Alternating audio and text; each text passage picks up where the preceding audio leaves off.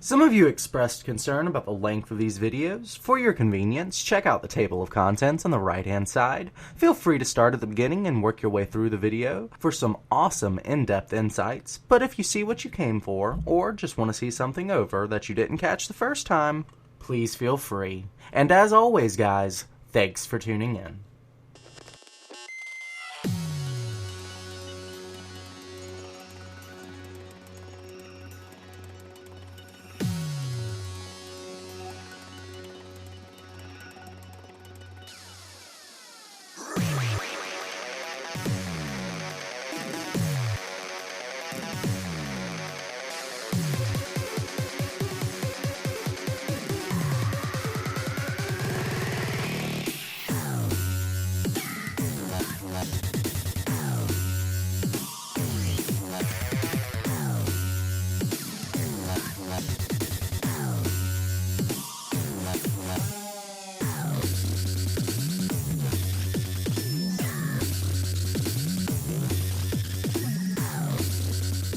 Zerg is the reactive race.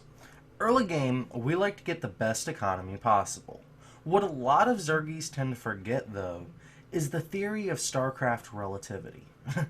No, this isn't Einsteinian in any way, but there is a pretty simple formula you can follow.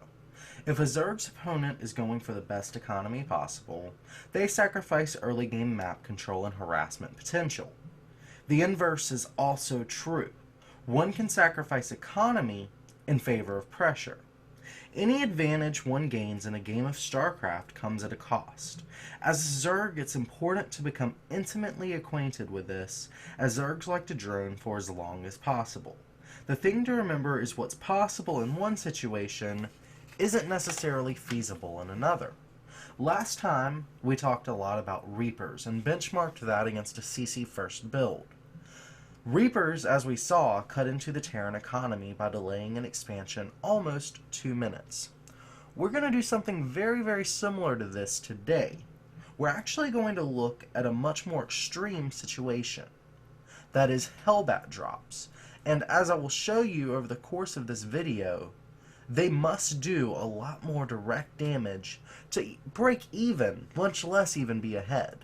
So really, all a Zerg has to do to beat this drop for an absolutely easy win is scout well, prepare defenses, perform damage control, and finally win. It's not very hard, but at the same time, there are difficulties, and we're going to get into that. There are techniques specific, though, to minimizing damage, and that's really where the difficulties lie. And we're going to cover a lot of those details in great detail.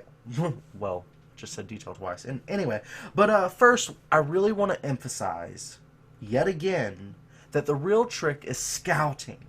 As a Zerg, you're going to hear this a lot, but the real trick is scouting, and then cutting your economy just to prepare. You cannot play this like you would a Terran who goes for a fast 3 command centers. The same rules just don't apply. Some of you guys will no doubt remember this chart from last week. Basically, this chart here is 3 different games divided up into key timings in Zerg vs. Terran. This is actually the anti-Reaper graph, but I want to use this to go ahead and break down exactly how to read this graph. This is going to be game number 1, game number 2, game number 3. Purple will always represent a Zerg player, blue will always represent Terran. And as you can see in this Grey Torp vs. Shodan game, we've got the drones actually listed, 4, 5, 15 compared to SCVs. You can actually see 21 SCVs across the board. That's actually a very standard number no matter what build order you go as a Terran.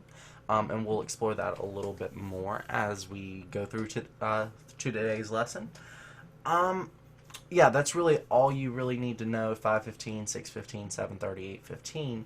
Like I said, this is the anti-Reaper PSD, so we probably won't use that anymore. Let's come on over here to the anti-Hellbat PSD, which we're definitely going to be looking at a lot more often. Now, you'll see these little exclamation points. These are really just talking points for me. They're not they're just a visual representation of some things I want to cover. Now, we do have the Reapers with Shodan game from over here.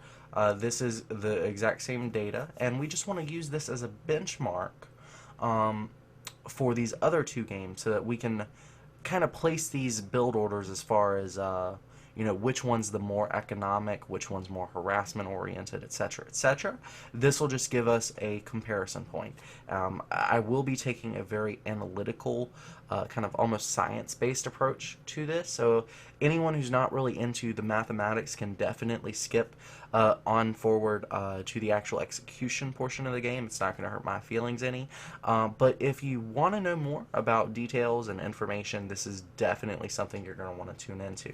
Now, I want to go through a little bit, because we're not actually going to watch this Reapers with Shodan game. We covered it in great detail last week. If you want to go check out the ZvT How to Deal with Reapers VOD, please be my guest. It's about 45 minutes long. But essentially what we were able to conclude is that 5.15 is about where Zerg economy starts to jump off. It's where queens really start injecting. You're on the double hatch, 2 queen method. Sorry guys, I've got a little cramp in my back, so I'm moving around as we do this. But anyways, we also have a kind of benchmark here for 21 SCVs within the game, and this is actually something you're not seeing on the screen in either of these other two games, and you'll see why as we go along. But Reapers with Shodan starts at 21-21, and then we're going to look at these other timings a little more in depth, but you can see at 6.15, he's rocking the 2 orbital commands, and I don't continue listing it, but these 7.30 and 8.15, he still got both orbitals. And you can kind of see where he basically expands his economy a lot from 6.15 to 7.30, but after that it's kind of trickling down. And again, we're going to compare all of this to different games. Actually, there was one more thing I did want to mention that completely slipped my mind. There is something very key to know about Reapers. 90% of the time, when you actually see a Reaper build, the Reaper player doesn't actually scout. Now, there are Reaper bunker rushes, and that's more of a...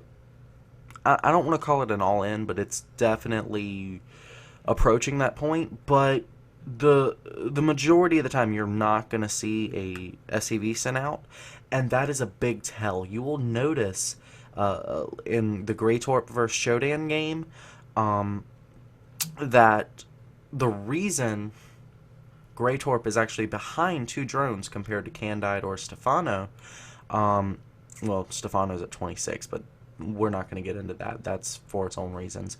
But the reason he's actually 2 behind Candide is because he chooses to make 4 lings. He chooses to make 4 lings because he sees no SCV sent on a 2-player map.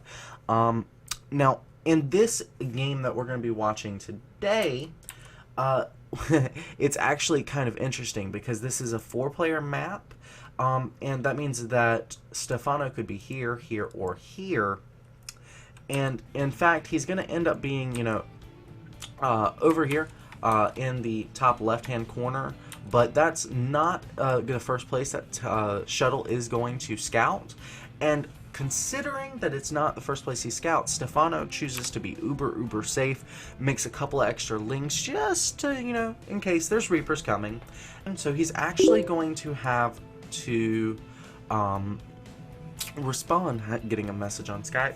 He's going to have to respond by pulling his expansion back, and he will lose some workers during this.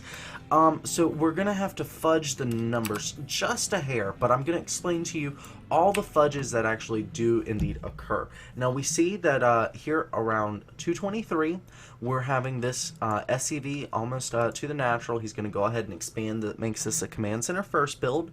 Essentially, this is the most economic build that is possible. And again, we're seeing the SCV sent here to build a barracks, and shortly we're going to see that scout going. But this is one of the most economic builds possible. Alright, so this is actually looking like a 16 gas. But none of this really matters. 257-ish, we're expecting a gas. just little things, not too terribly important. But the more of this stuff you can remember, the better off it's going to pay. Now, the real big number is, when the scout's sent out. This is about 3-4 minutes into the game. It's kind of a late scout, but he's going to go cross-map and then go up. But, of course, we already know Stefano is here. Now, it appears that Stefano sees the scout. Maybe he's not aware of it. But he is going to... sorry guys, he is already got these lings on the way, so he can't unmake these lings now that he's seen that the scout's moving out. So he's just going to go ahead and pressure with these. I think he just assumes that it's going to be over here on the right. I don't know if he's actually seen. Yeah, actually he has already seen this. Okay, so basically we've got this really greedy expansion here for shuttle. Now, why am I calling this greedy? Well, he is getting this bunker right now, but as you can see, lings are easily able to arrive before this bunker is really even close to being up. There's not too much here that can defend the command center, and that means these 2 SCVs are going to go ahead and get killed off. That also means the orbital command not going to be able to drop this mule here, or be able to produce, as it's going to be forced to fly and land over here. Now, when all of this occurs, there's no SCV being made. So we're actually going to lose 3 SCVs. That is going to be reflected, actually. Let's go ahead and switch over here.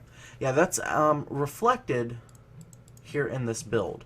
So you actually see, the 18 SCVs. This could easily be 21. This is just shuttle being a little too greedy.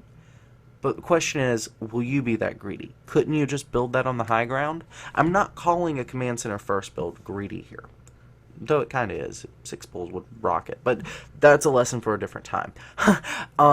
The point is, he could build it in his main to begin with, and that would be a completely different situation because he wouldn't have lost anywhere near as much. Maybe that 1 SCV, maybe, but he could have pulled up the depot, no problem.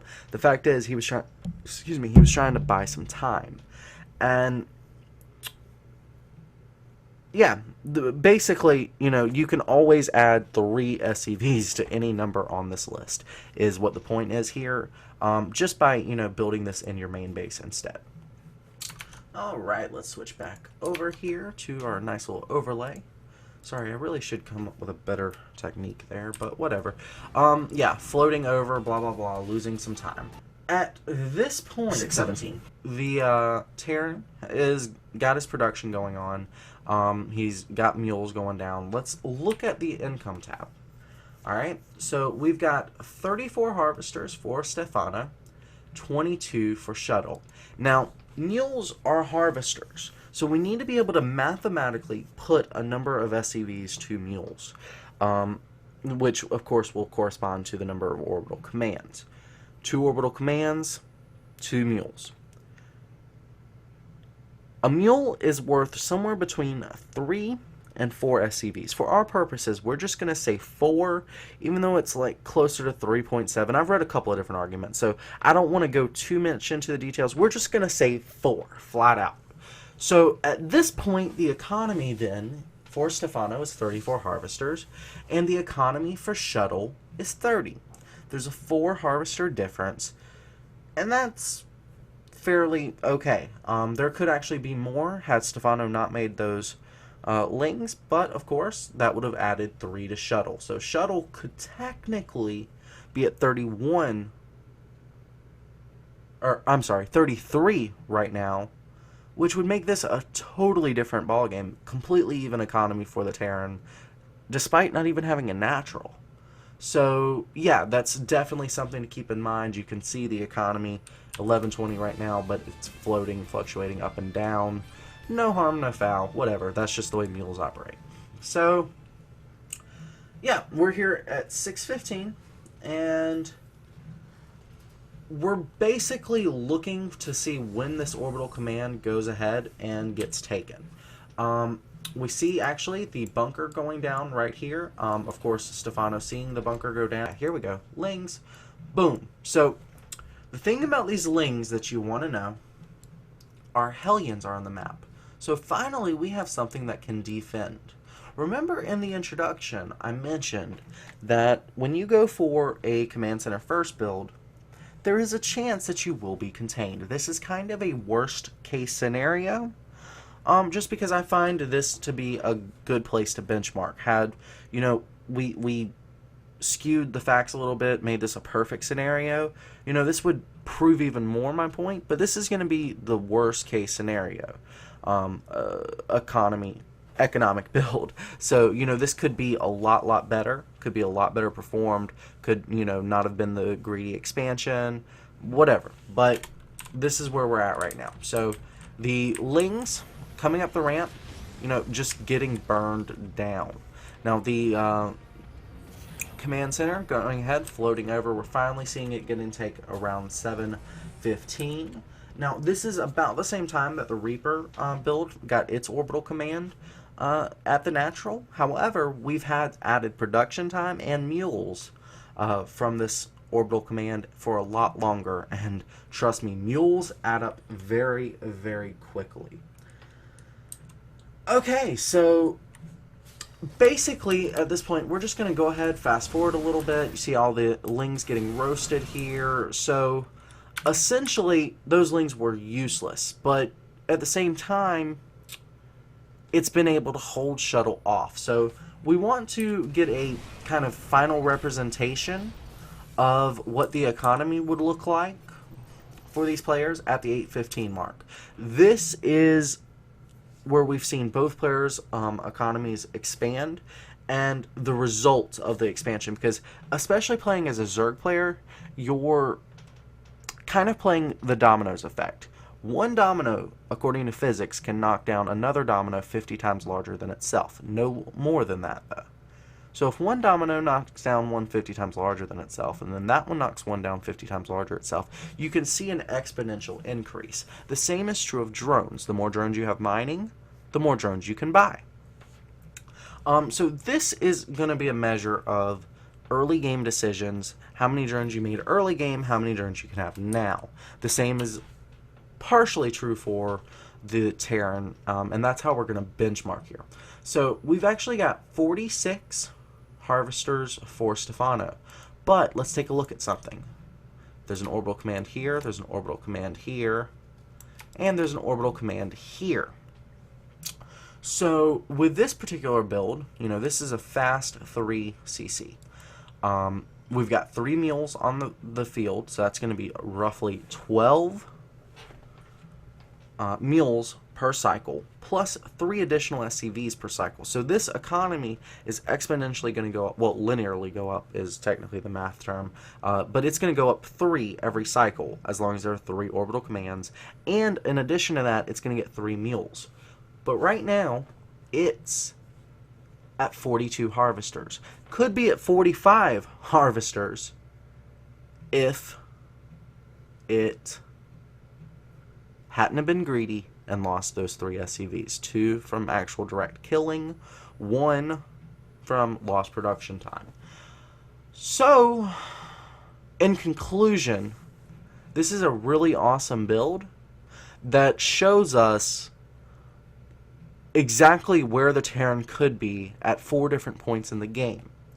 Now, we're going to look at the Hellbat scenario to show you exactly where, well, basically exactly where a player, what a player's opportunity cost is. If you are a Terran player and you go for Reapers, you're going to have to make certain sacrifices. The same is doubly true for a player who's going for Hellbat drops. You have to get gases a lot sooner. You're going to see that here. You're going to have to invest in an armory when you really can't afford to. You're going to see that here. You have to get a starport, which you really can't afford, and you're going to see that here. So this is going to culminate in you getting an expansion so late it's going to boggle your mind. Bear in mind, we're at 8:15 right now, and there are 3 orbital commands sitting on the field, and have been for quite some time. Just bear that in the back of your mind as we're moving into the next phase of this, okay? we're just going to go ahead right on through the Terran build order. This way you're able to see exactly what he has to sacrifice in order to get these Hellbats out. This is the Hellbat build order, and we'll be benchmarking that against the Command Center first. This is a 12 racks, and then he did go for the 13 gas. Now, it should be noted he does get this orbital command around 2 minutes and 43 seconds, followed by the first Marine popping out around 3 minutes and 8 seconds. He does get the factory here at 3:26, and we'll go ahead and pause it. The second Marine is going to come out around 3:32. That's about 3 seconds before this, but there aren't going to be any more Marines coming out for a bit. He does have his factory on the way, and he's going to go ahead and get his second gas here at about 3 minutes and 41 seconds. This is going to cut into his mineral income. He's going to have to spend, well, the SCV building time, plus he's going to have to add 3 SCVs to that gas there. So those are SCVs that could be mining minerals, which means he's not going to be able to make as much production, not spend as much on units or defense, and maybe even cut into his SCVs just a little bit. It's going to be little nuances like this that slowly end up with him cutting not drones, SCV after SCV after SCV. And this is a pattern we're going to notice. Now, we are going to see at 3 minutes and 50 seconds, he's actually going to be using, let's turn off the auto cam here. He is basically going to be using this barracks as an add-on builder. This is first going to be for the factory and then for the starport later on, and he is going to go ahead and begin a reactor here. Alright, and we are seeing him begin an armory here. As you can see, he really can't afford to be spending all this. He does have 235 minerals right now, but bear in mind, guys, he does not have any kind of command center whatsoever. He is stuck in one base, and at this point in our last game, we already had a second orbital command out.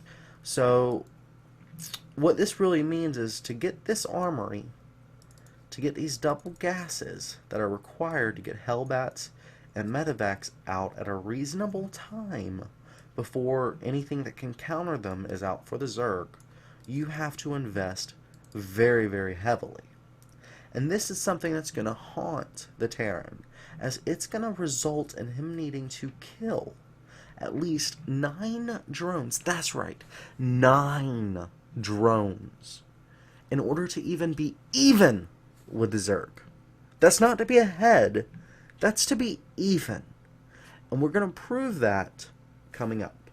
But let's just go ahead right on through the rest of this little strategy. Remember, we did say this barracks was going to be an add-on builder. It's now going to build add-ons for a starport that's going to be built in this vicinity. That is going to be a reactor. Here's the SCV pulled for the starport here at 5:05. And again, notice something. He really doesn't have another orbital. He's pretty much done constant SCV production, but he cannot afford something else to produce SCVs, and that's the key here. That's what's going to set him behind. Alright, so we've got the starport coming along, and really the first timings to really remember is that the first 2 Hellions will pop out around 5:20, and that's a little bit earlier than the ones with the fast CC, so he's going to be safe to go ahead and harass. Go ahead, do what he wants, take the watchtowers. Holding these watchtowers is really critical, as it's going to mean that the Zerg does not have the ability to see what's going on. Now, let's go ahead and back this up. We've actually gone a little bit too far into the game, but that's fine. Haven't revealed anything too spectacular. Alright, so here at 5:15, we really want to take a look at the income tab, as we're at 23 drones for Kane and 20 for Drunken Boy. Now, how does that stack up in our chart? 23 drones to 20. Well, Drunken Boy is actually already an SCV behind. So all these little points that we pointed out in his build order has ultimately lost him 1 SCV. Now, I know that doesn't seem like a big deal, and it wouldn't be in just a normal standard game. But this is a pattern, and we're going to see that. But first, I think we really should go ahead and look at the Zerg build order. So, here we go. Okay, first thing you should know is that it is not necessary to follow this build order to hold off Hellbats. There are techniques that we're going to discuss and certain scouting information that you will want to know, but the build order we're going to show here does not necessarily have to be your build order. This is a 15 hatch, 16 gas,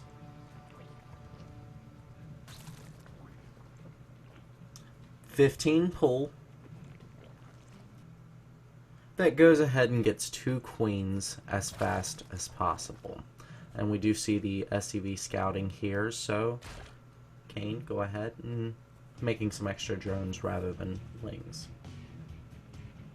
And we do get metabolic boost started right away. He goes ahead and pulls drones off. He'll put those back on when metabolic boost finishes. He also gets 1 pair of lings just to go ahead and general scouting.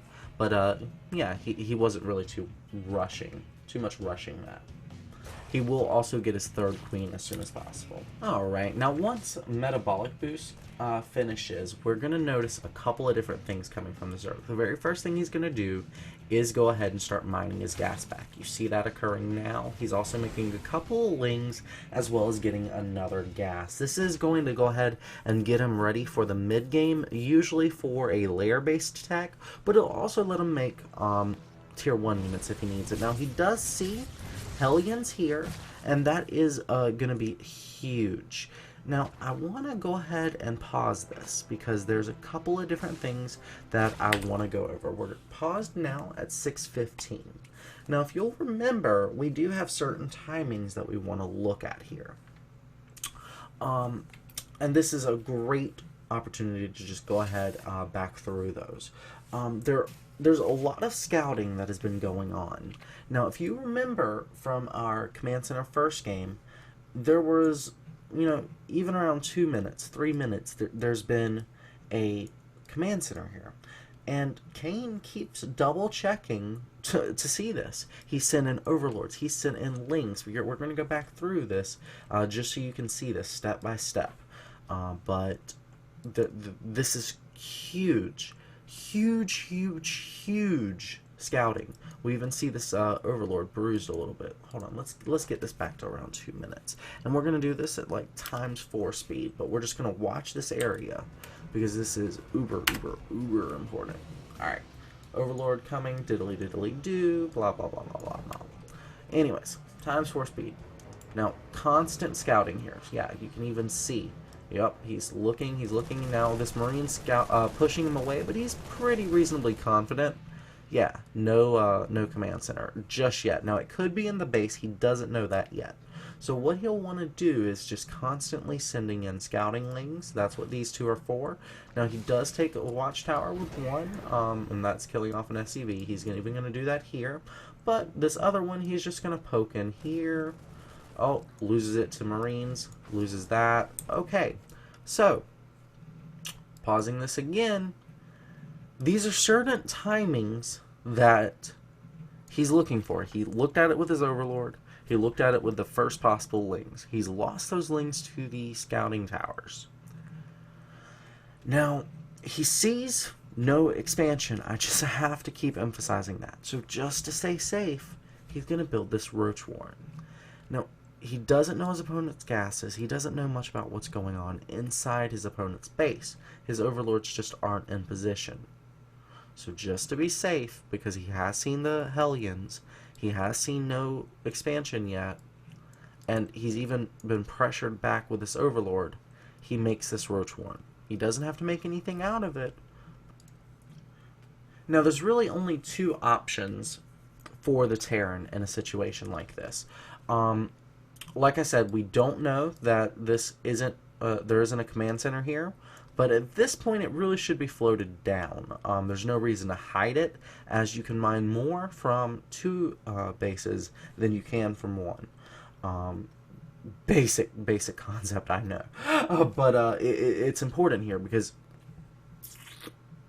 the fact that there isn't one means there has to be Banshees or Hellbats coming. Now, there could be drops as well. That's always a possibility. But we know that something has to be sacrificed in order for this to work. It could be Banshees, Hellions, Hellbats, drops, or any combination of them. Now, if it's Banshees and drops, we can make spores when we see one of those two units. Roaches are going to deal with basically everything else. That could include, a mass amount of Reapers. You don't see that often, but it is possible. Could beat Hellions, could beat Hellbats, could beat Marine drops, Marauder, maybe not so much, but that's not something you really see too often. But the Roaches are just a really good response. Now, we want to look at one other thing. Remember our timings. We have a 5:15 timing. And what does the income tab look like there? We can actually go here to our handy dandy Photoshop to take a look at that. At 5:15 in the Kane vs. Drunken Boy game, we were at 23 drones because Kane, again, didn't feel any pressure to get out those links. He was able to get enough drones. 20 SEVs for Drunken Boy because, he cut that one. Okay, so in this situation, Kane is actually up, guess what? 9 drones. Now, this doesn't factor in Drunken having at least one mule, so 28. So he's actually 5 drones up. Now, this is only 6 minutes and so into the game, so this is a pretty big advantage. Now, actually 10 up. So you see, as this is going on, this 5:15 to 7:15 mark is really where Zerg just loves to power up. And we actually see just poking in here with some lings as Kane really wants to know what's going on. This is going to be just for scouting, but we also see the Marines here. This could indicate that there is, an expansion. But if there's no expansion, oh, he's just starting the expansion. Huge. Now, he is going to get an SCV kill. But this is big. This is huge. Let's back it up just 1 second. Alright, 7 minutes and 10 seconds. Let's go to the everyone camp. These 2 Marines are really keeping Lings and Overlords out. Finally getting an expansion. Hellions have cleared the watchtowers. Boom. We finally got the Terran moving out. And these are Hellbats. So 2 dropships moving across the map, Does the Zerg see it? Not yet. But he knows something's got to be coming. So he responds. He goes ahead and gets spores. He doesn't know it's coming, but he has to be safe. And here we go. We actually see it coming. Let's drop this down to normal speed. This is not the best place to drop. However, he wants to go ahead and bruise these units a little bit. Now, the Hellions here are getting picked off by Queens, but that means these Medivacs are not being picked off by Queens. Really, what you want to do as a Zerg player to defend this is to go ahead and target down Medivacs with Queens. They're the only things that can hit. And here's something really annoying. Medivacs heal Hellbats. I don't know why. They don't heal Hellions. But they do heal Hellbats. They are biological. I'm just saying I don't understand why they're biological. But, yeah. Okay, so Queen's targeting down Medivacs. Roach is targeting down Hellbats. Some Lings, but he's making some extra ones. Those are mostly to hold the Hellbats in position. But, of course, that only works if they don't pick it up in the dropship. That's why the Queens are targeting that. Otherwise, this is going to go on forever. Now, again, let's take a look at the income tab. There is a 4 drone lead, because you got to factor in that mule, for Kane right now. So let's see what happens. He's, again, targeting down. Well, he's not actually doing it yet, but he needs to be targeting down the medevac. There we go. He's targeting it down. And Medivac picks up, it's going ahead, getting in position. See where these Spore Crawlers are positioned? Beautiful places. That basically mean, oh wow, that wasn't the best. But basically the Spore Crawler positions do go ahead and make it so that the mineral lines cannot be dropped in. Now, here we go, drops. Go ahead, surrounding the Hellbats. See how those lings are very, very effective? Now, only 2 Hellbats left, some bruised Medivacs. He is forced to pull back. Great hold there. So easy. Kane makes it look so easy. Now, Drunken Boy did, wasn't able to drop in these mineral lines simply because the Spore Crawler was about to complete. And as such, we've got a 14 drone lead for Kane. He has literally just been able to make drones in reply to this. Now, he did have to cut drones initially to stay safe. Now, imagine if he had just made drones. He had never made these roaches. He hadn't even made the roach horn or the wings. That would not have looked anywhere near the same. But just by simply deflecting it, by realizing his opponent was going for something so non-economical, by constantly scouting, he was able to see all the signs and get ready for it.